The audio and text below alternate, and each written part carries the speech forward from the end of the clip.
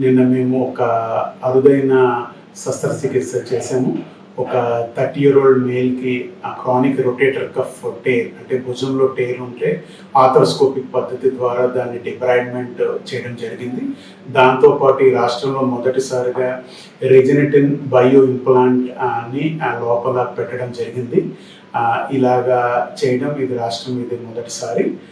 దీని main advantage ఏంటంటే మనం జనరల్గా రిపేర్ చేసినప్పుడు దానికి రీటేరు దాని స్ట్రెంగ్త్ తగ్గుతుంది. కానీ ఇలా బయో ఇంప్లాంట్ పెట్టడం వల్ల దాంట్లో న్యాచురల్ కొలెజన్ ఉండడం వల్ల అది దాంట్లో ఉన్న రొటేటర్ కఫ్ని స్ట్రెంగ్తన్ చేసి మళ్ళీ రప్చర్ అయ్యే రేట్ కూడా తగ్గుతుంది, స్ట్రెంగ్త్ కూడా పెరుగుతుంది. తర్వాత పేషెంట్ కూడా త్వరగా కోలుకుని త్వరగా రొటీన్ యాక్టివిటీస్ కానివ్వండి, స్పోర్ట్స్ కానివ్వండి తొందరగా పార్టిసిపేట్ చేయగలరు. సో ఇలా చేయడం వల్ల పేషెంట్